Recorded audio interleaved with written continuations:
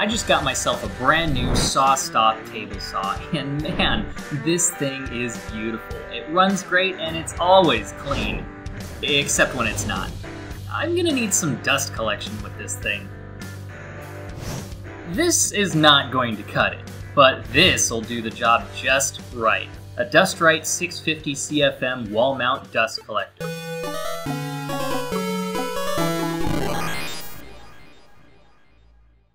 Hey there folks, I'm Mr. Lauer. Welcome to my channel, and hold on a second.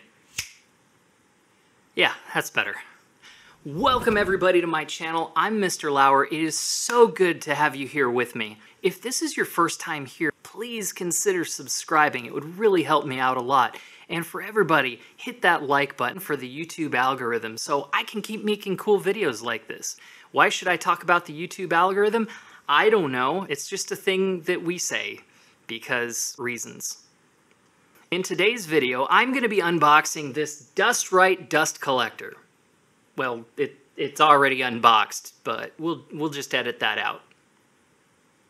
Yeah. And if you stick around, I'll show you one part that didn't make it into the instructions.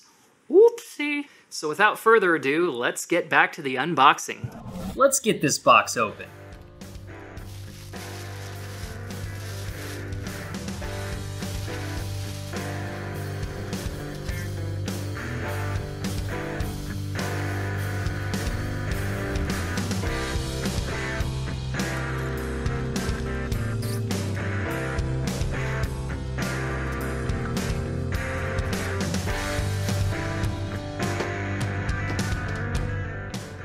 The Dust-Right comes with everything you see here, which is the mounting hardware and a bag to get you started.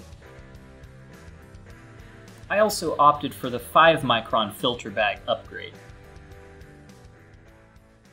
Due to the weight, this has to be mounted between two studs, so you'll need some 2x material and some 2.5 to 3 inch screws to do the job.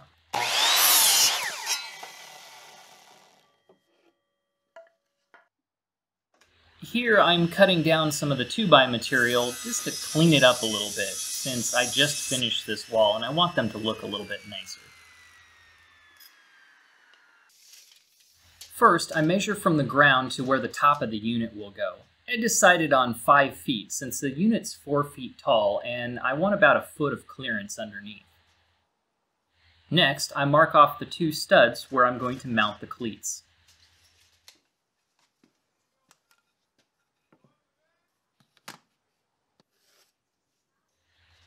If you're going through drywall, make sure that you're using long enough screws. I'm using 3-inch screws here so that I can make sure that they go all the way into the studs behind. Next, I measure 8 inches from the bottom of the top cleat to the top of the bottom cleat.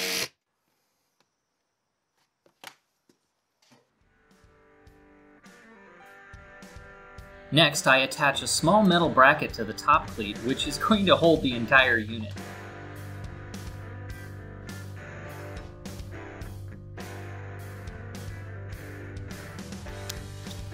The instructions recommend that you pre-drill the holes for this bracket with a 1/8 inch drill bit. I also recommend that you do this because if you don't, the wood screws can easily split the top cleat.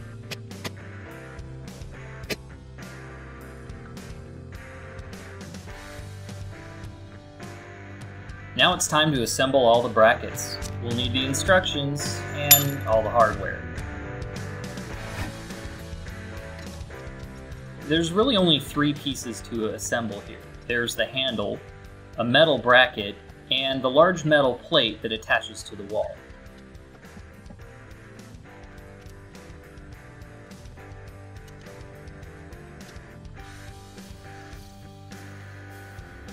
There is one thing to watch out for here. When you're installing the large plate, there is a small metal lip on one side, and that's meant to hook onto the metal bracket from the last step.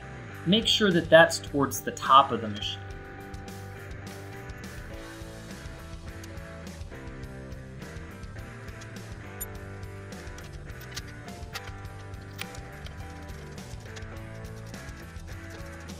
I did have a little issue tightening the bolts to the brackets, and that's mostly because the bolt heads were really close to some of the metal plate. My socket set was just a little too bulky to fit in there.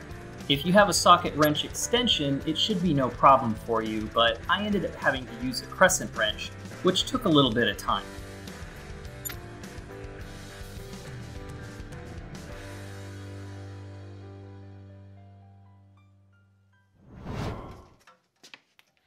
Installation is literally this easy. Just lift it up and put it on the wall. There we go. Now this piece is not in the instructions. It's in the parts list and the picture, but they forgot to talk about it. Well, it turns out it's just a foam gasket that goes around this part to help prevent dust leaking out.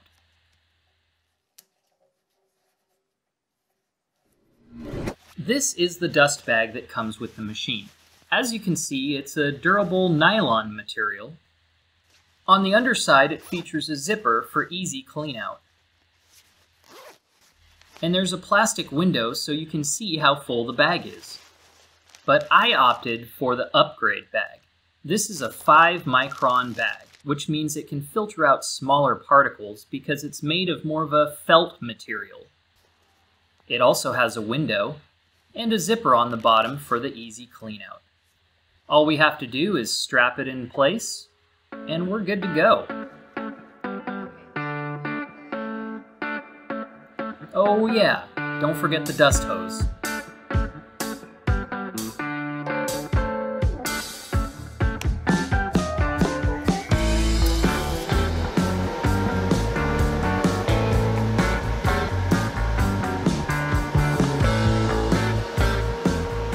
So far, so good. I tested this with a little bit of sawdust. Inside the machine there seems to be plenty of suction. It's picking up the dust really well.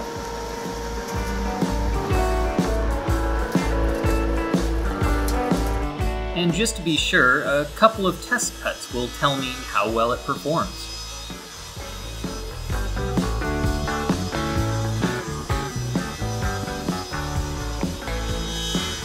Just a reminder, this is what things look like without dust collection. And here's what it looks like with. You can see a little bit of dust on the floor and some on the table, but there is a significant improvement. I did get a little bit on my shirt, but that's to be expected when you're not using a blade guard. I would say the dust ride is just right. So I have to say, this is a nice piece of equipment.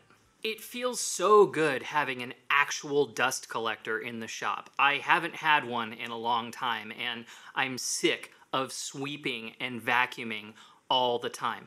Now, it doesn't get rid of everything. No dust collector is going to do that, but it really cuts down on the amount of material that you're generating in the shop, and it makes you actually want to use your tools a little bit more. And that's why we have these tools in the first place, right? But if you do decide to pick up one of these, don't forget, you're also going to need to get some of the hoses and connectors to connect everything to your tools. This machine has a 4-inch port, but if your tools are different size, you may need to step up or down depending on your need. Now, they do make larger capacity versions of this dust collector, but I find for a garage like this, I really only run one tool at a time. So if you absolutely had to, you could get some of the quick change ports that would allow you to switch this between different machines. It's not really a huge hassle, but it is extra parts to buy. So keep that in mind. As for my bag upgrade, the bag that it comes with filters down to 30 microns, which is okay, but it definitely could be better. The 5-micron bag is not that much more expensive. I think I paid maybe $40 for it, but it's going to filter much smaller particles. Now, you can get a canister filter upgrade, but honestly, that's almost as expensive as the unit itself. And for that kind of money, it just didn't make a whole lot of sense for my budget. So that's going to be it for this video, folks. If you enjoyed this content and you'd like to see more, please consider hitting that subscribe button. It would mean the world to me. And don't forget to smash the like button for the YouTube algorithm. Until next time, I'm Mr. Lauer. Thanks for watching.